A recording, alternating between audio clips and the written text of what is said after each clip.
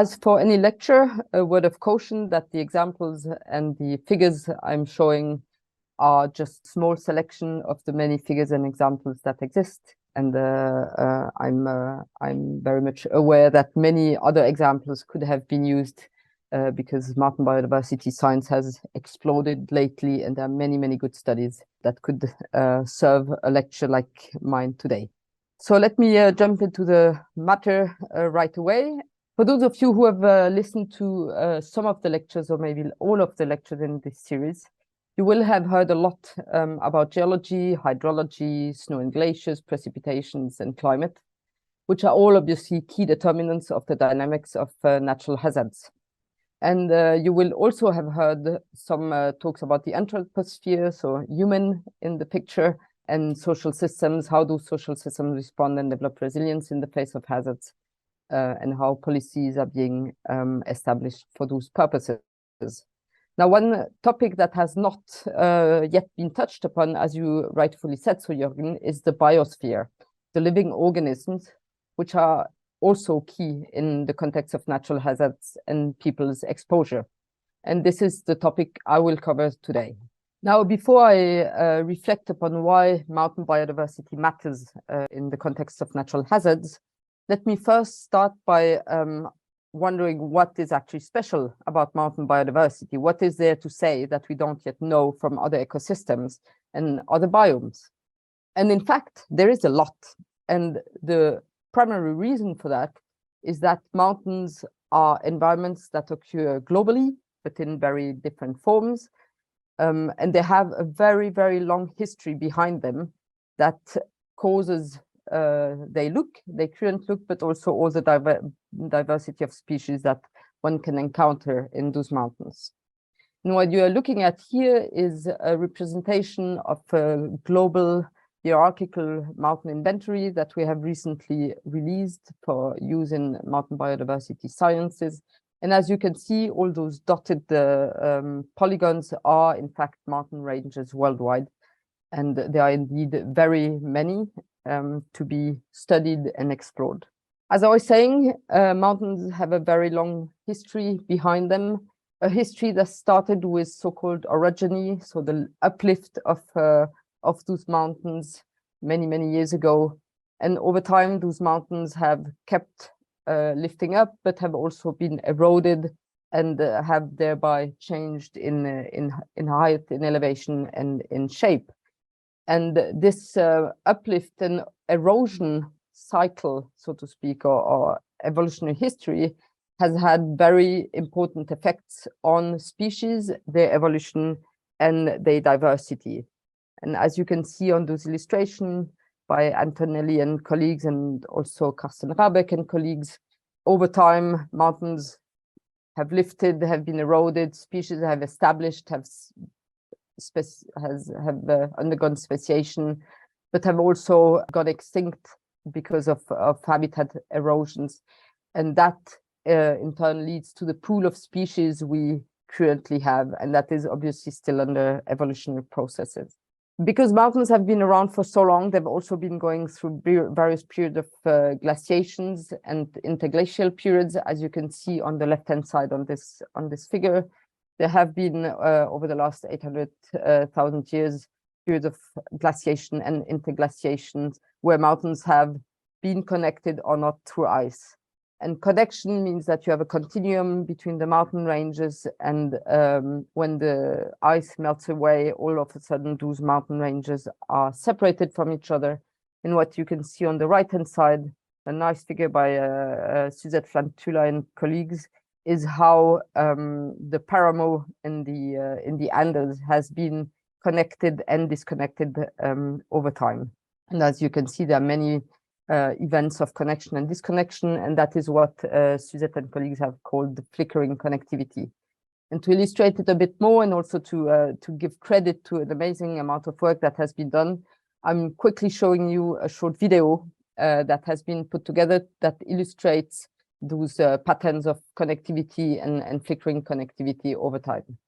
As you can see, the various lines are going up and down, connecting different habitats and causing certain habitats to be either exposed and available for species, or under ice and not available for species.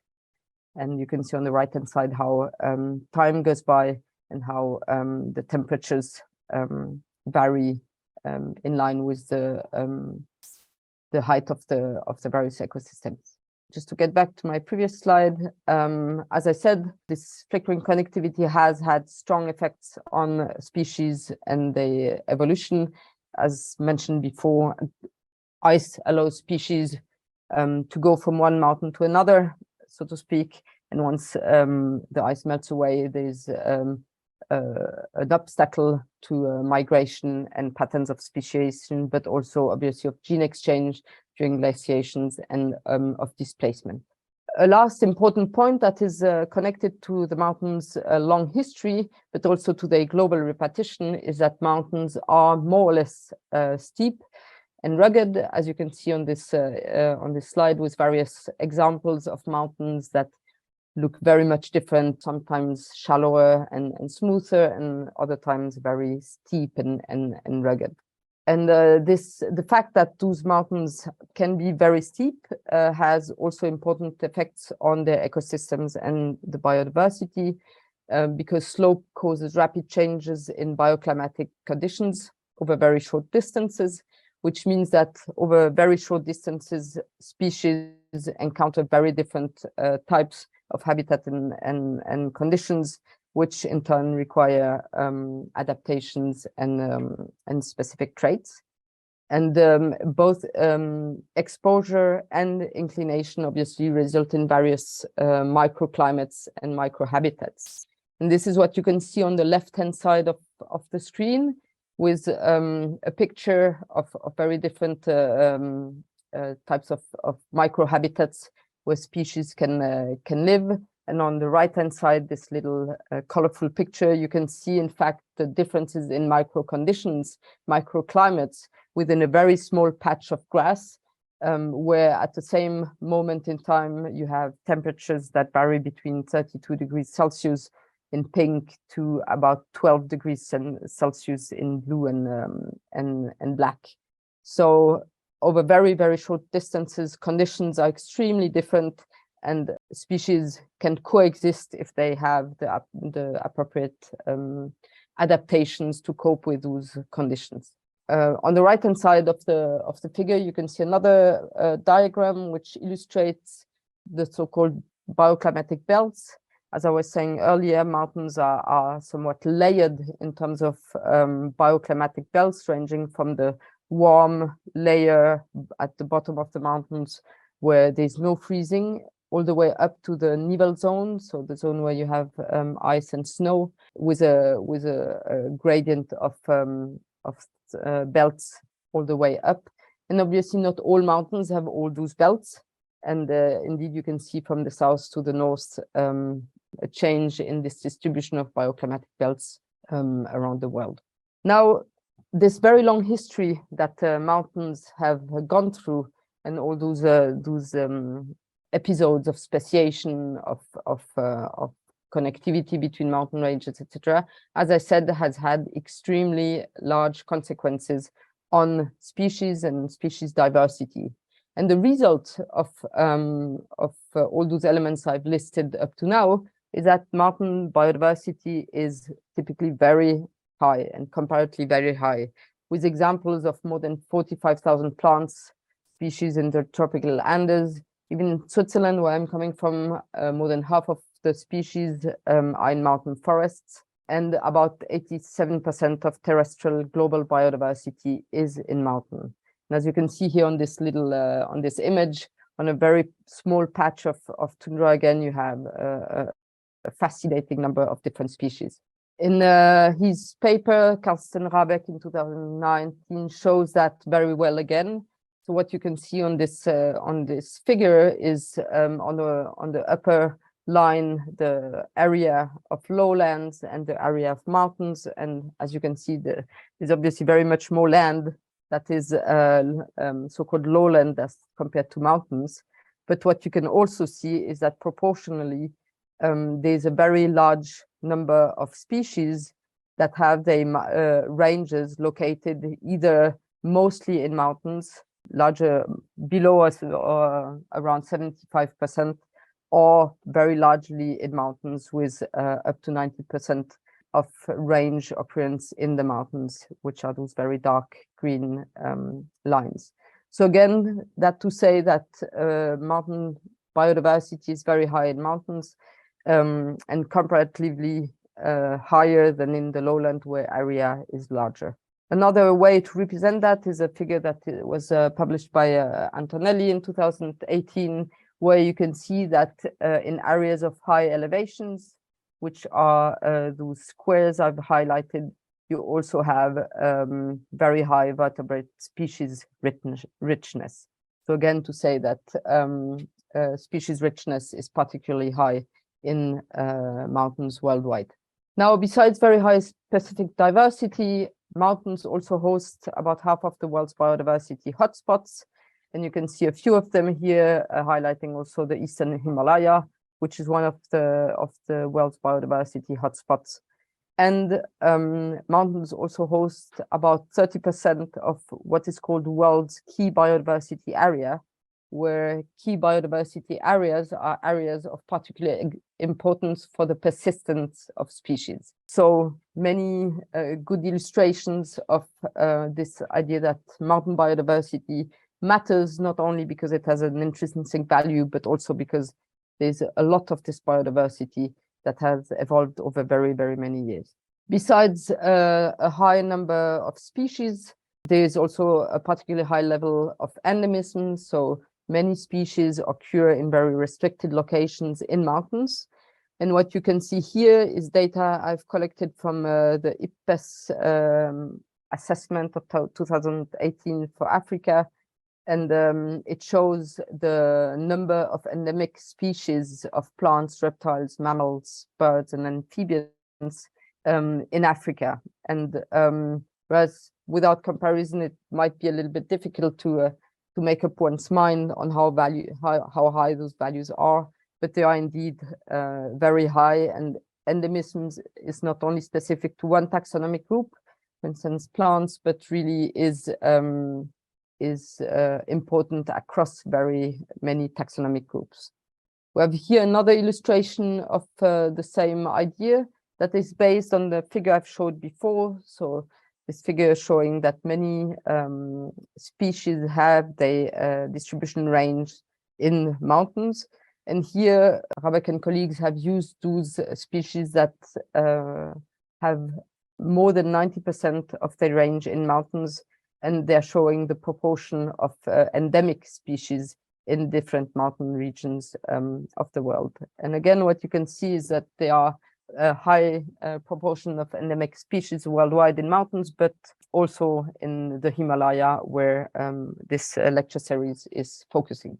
Another result of this very long history that mountains have gone through is that mountains are the origin and the living museum of genetic diversity for crop species.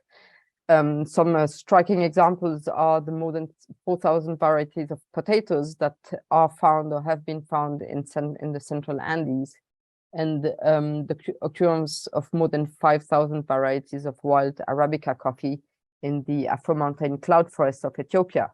And what this slide is showing, besides, I think, very nice illustration of those different potato varieties, is the fact that they are indeed very well adapted to mountains, as the adaptation range goes between 3,300 meters above sea level to 4,000 meters, which is, from my point of view, absolutely amazing.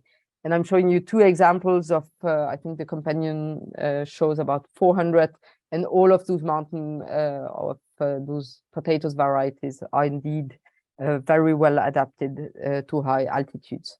Now, as the mountains are not flat but go up, well, obviously they also go down, and that's why our knees hurt when we go down, but they show elevation gradients along which species diversity and taxonomic richness and various metrics of biodiversity vary. And this is yet another characteristic of mountain biodiversity that is very interesting, not the least from a perspective of climate change and the effect of climate change on the distribution of species. And what you can see here is taken from a paper in review by one of the GMBA working group of aquatic mountain ecosystems. And you can see that in terms of taxonomic richness, at least for those three taxonomic groups, macrophytes, macroinvertebrates, and fish, they seem to be an indication for a decreasing trend in taxonomic richness with elevation. Yet, when you look at different metrics of diversity, beta diversity on the left-hand side, endemics or endemisms in the middle with the fish, and genetic diversity on the right-hand side with the Pyrenean brook newt, what you can see is that those patterns are not similar. So elevational patterns of diversity vary depending on what metric is being used, and obviously vary often between taxonomic groups. And that's what I will show in the next slide. That shows that richness patterns in mountains can show different patterns, decreasing low altitude plateau, low altitude plateau with a little a peak, and otherwise a mid altitude peak. And those patterns, as is shown at the bottom, depend on the taxonomic group one is looking at, with plants, for instance, or non-flying small mammals displaying either decreasing richness with elevation or mid-elevation peak, whereas other groups show different patterns. And this is again captured with this figure by Guo and colleagues, who are showing that the elevation of diversity peaks varies between taxonomic groups, plants on the left and animals on the right. So whereas it's an interesting feature that because of the slope, species display different gradients of distribution, it is indeed a very complex topic to study, with many results seemingly not aligning with each other, even though there are some general patterns that can be derived. Another very important characteristic of mountain biodiversity that results from, again, the fact that mountains are not flat, but they are steep and often also high, is that species in mountains face very different conditions than the species in the lowlands, and those conditions are often quite extreme. And to survive, there's a need to develop adaptations. So here, evolution has been playing a very strong role in enabling the survival of species at high elevations on mountains. And among the most important conditions are obviously the UV radiation, and we also have all experienced that when forgetting to put sunscreen and when going on a mountain hike. Often temperatures are very low and the growing season is very short, because temperatures drop over the course of the year, and or snow covers the ground, if not ice. Because of those conditions, resources are often limiting.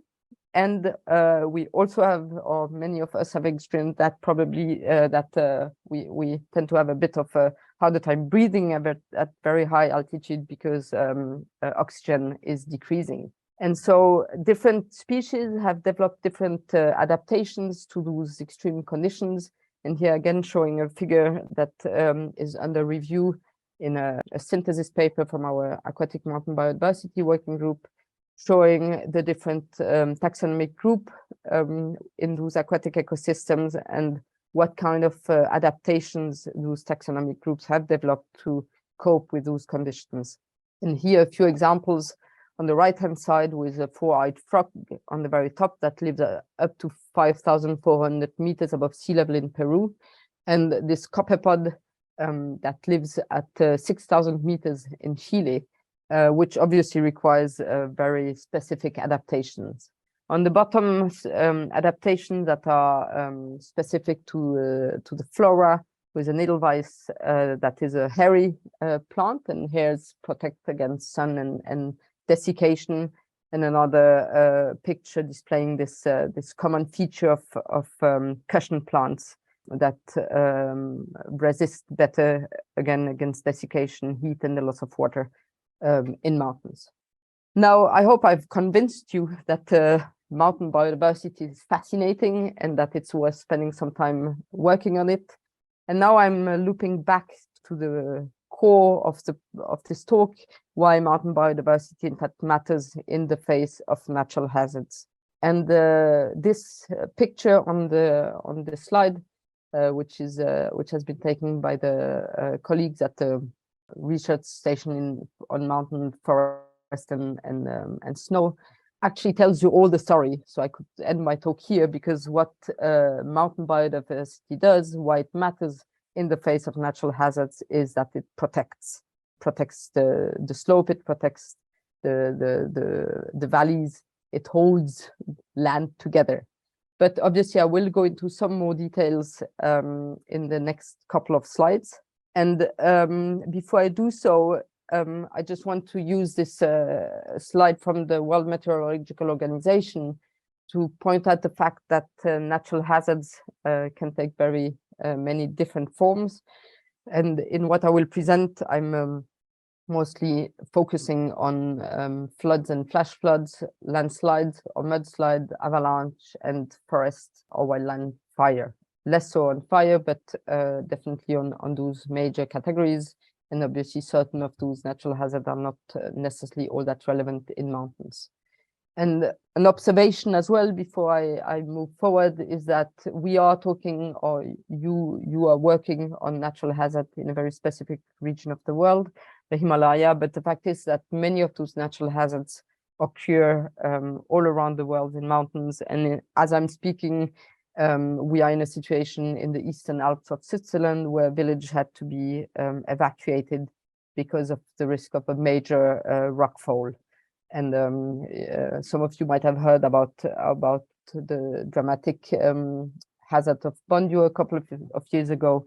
So even in a country like Switzerland, where infrastructure is comparatively good, and we have many means to try and protect our landscapes and our populations, hazards occur and have very dramatic consequences. Now, the way I've been preparing the next slides is that I'm looking at various components of mountain biodiversity and asking myself what role those components play and how. And when talking about mountain biodiversity and natural hazards, a very important component is obviously forest.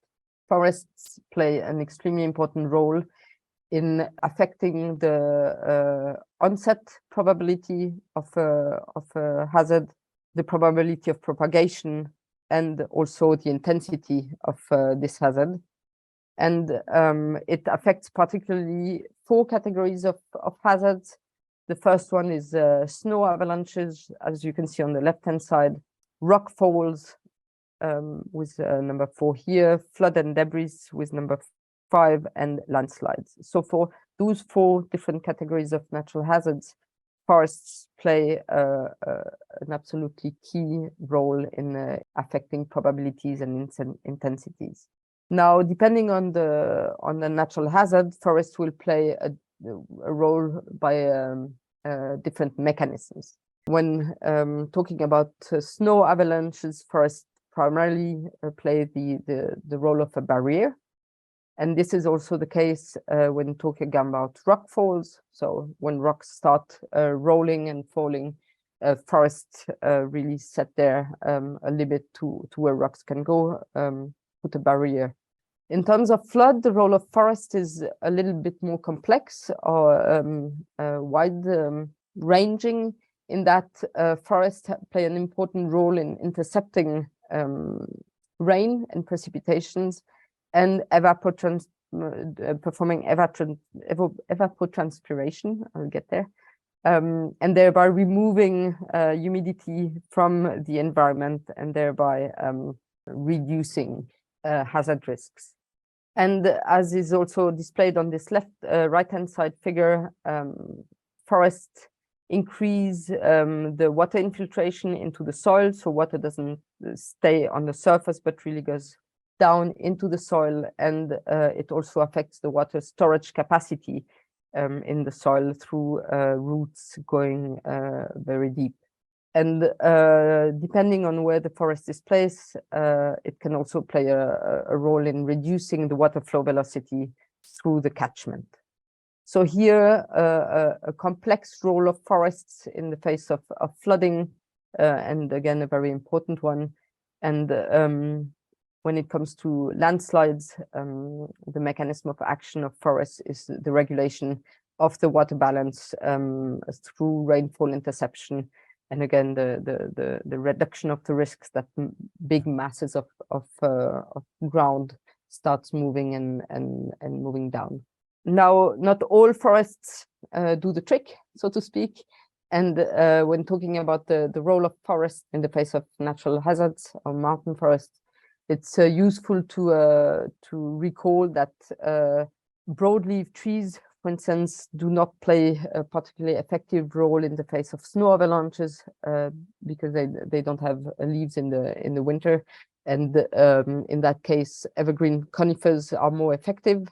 But other characteristics of forests that need to be accounted for a forest to be protective is the tree size relative to the maximum snow depth, the bending characteristic of the trees, and their development stage. In terms of rockfall, here broadleaf trees are more effective because unless it's in the middle of the winter, but they would cover more of the space and intersect more rocks. So broadleaf forests are more appropriate than evergreen conifers in that case. And again, some other characteristics that are important are tree diameter and the position of the tree, whether it's standing or lying.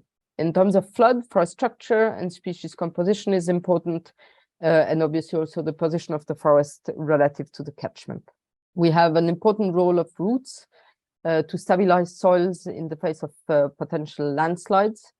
And whereas all this information is mostly based on work done by Christine Moos at the University of Lausanne, there's another hazard I've briefly mentioned earlier, which is fire.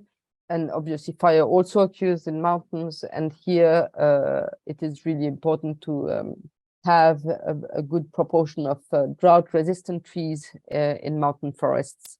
And this is obviously an important topic, or an increasingly important topic now, as we are facing increasingly drought events and dryness, and forests need to be managed in a way that they can actually cope with those changes, and fire risk can be minimized or at least reduced by a good planning of what tree essence are being kept or newly planted. I said that one important component of mountain biodiversity in the face of natural hazards are mountain forests. Another important component is mountain vegetation, and by that I mean vegetation that are not trees. And here again, this vegetation plays an important role, in particular to prevent landslides for various reasons. The first is that a diverse vegetation with solid roots stabilizes the soil. And you have two illustrations here with this graph showing how the root density helps aggregate and stabilize soil. So the denser the root network, the stabler the soil can be. And an interesting illustration prepared by Christian Körner, who was the former PI of the Global Mountain Biodiversity Assessment, that points to the fact that more complex vegetation with different species that have different root size and root volumes have a higher probability of stabilizing steep slopes than a very homogeneous type of vegetation. Another important component of vegetation in stabilizing soil are the symbiosis with mycorrhizal fungi. And those fungi play, in fact, two roles. The upper one, as illustrated here in a drawing for Science for Kids, again by this Institute for Snow and Forests in Switzerland, is that fungi help plant grow, which is good anyways, but importantly, they really serve to cement the soil around the roots of those plants. And so they very much increase the capacity of plant roots to serve as a network of stabilizing network. So soil biodiversity has not yet been a topic in this presentation, and it's a very large topic of research with so far relatively few scientists working on it, but it plays a critical role in the face of natural hazards, with different species, playing different taxonomic groups, fulfilling different roles. A last element that is obviously very important when talking about the role of mountain biodiversity in the face of natural hazard is the type of soils this vegetation is growing on. And here I'm showing you work by Pepe et al. That illustrates how soil types matter for the soil erodibility, the actual soil erosion, and the probability or the density of shallow landslides. And what you can see is that specific soil types, without going into the details, are more prone to erosion. And if soil erodibility is relatively high, then soil erosion is increasing as well. And as soil erosion occurs, landslide have a higher probability. And there again, soils are determined to a large extent through those phenomena I was talking about early on, orogeny and the history of mountains.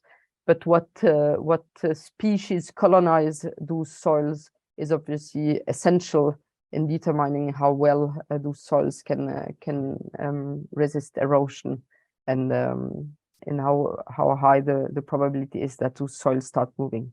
Now, I've spent some time trying to explain to you how rich mountain biodiversity is and why mountain biodiversity is so rich. I've spent some time illustrating the role that mountain biodiversity can play in the face of natural hazards. And I'm going to close or end my talk with taking a few steps back and talking more generally about why biodiversity matters, why mountain biodiversity matters.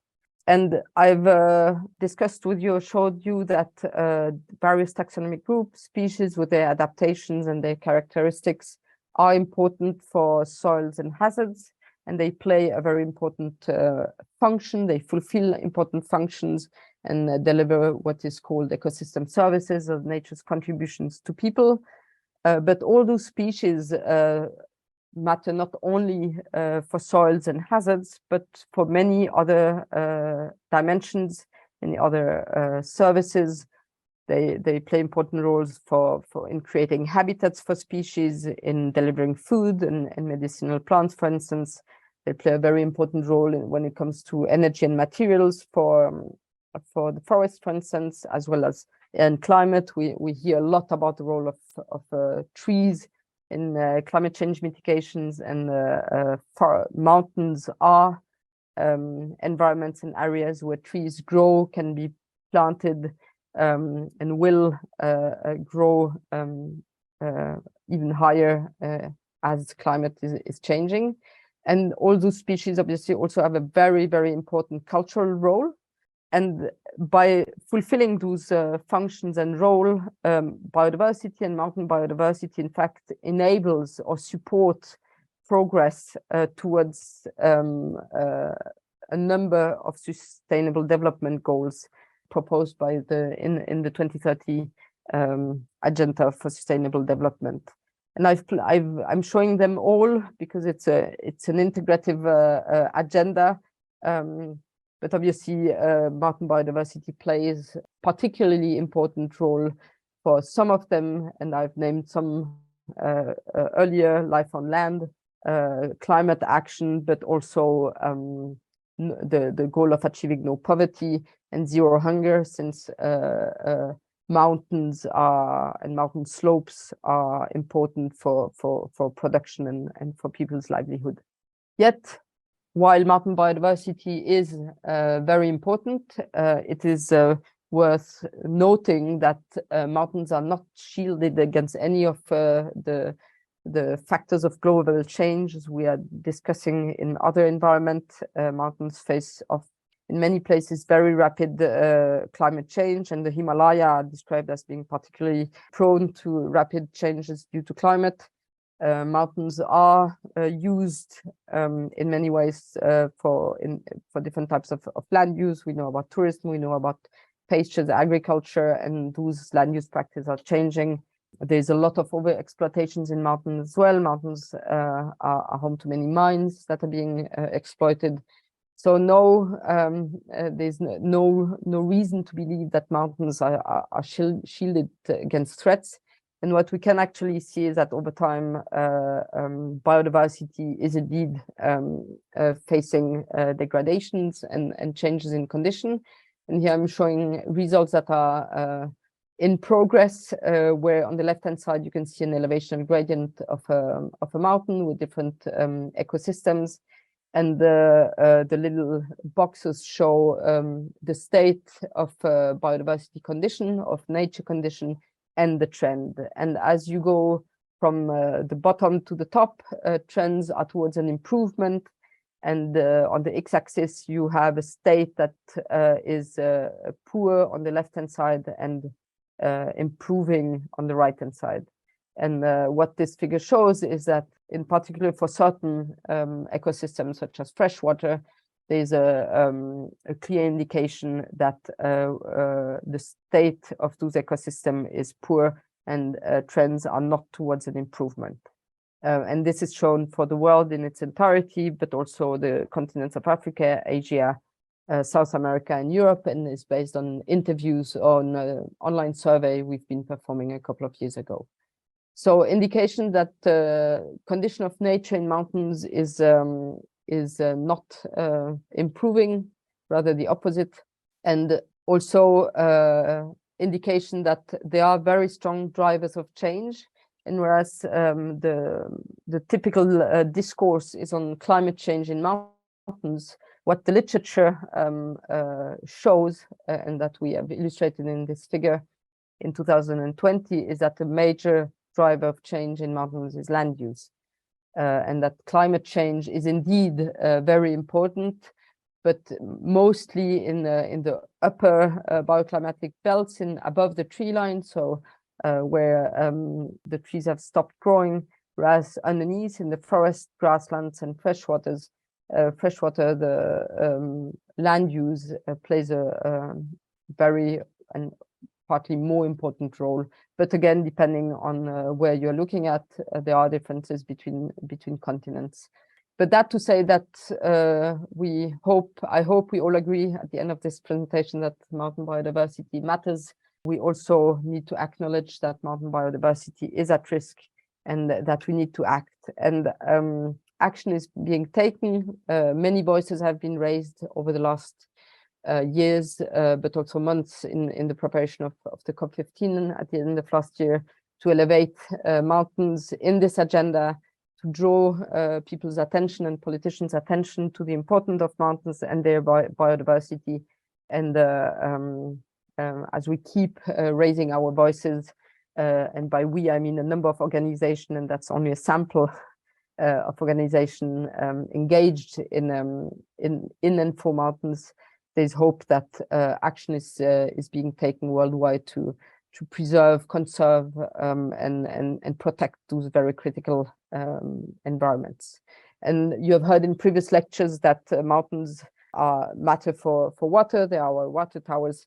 And in that presentation, I hope I've also been able to show you that our mountains are also our biodiversity factories and storehouses, and that for this reason as well, they need care and protection. And with that, I'm going to end this presentation. Thank you for your attention. I'm ending this presentation with a drawing from a colleague of a 4,000 meter summit in Switzerland. And you can find the website of GMBA here as well, and We would be eager to interact with you if you work on biodiversity or are interested on biodiversity matters. We are there to support you and to respond to your needs. Thank you very much.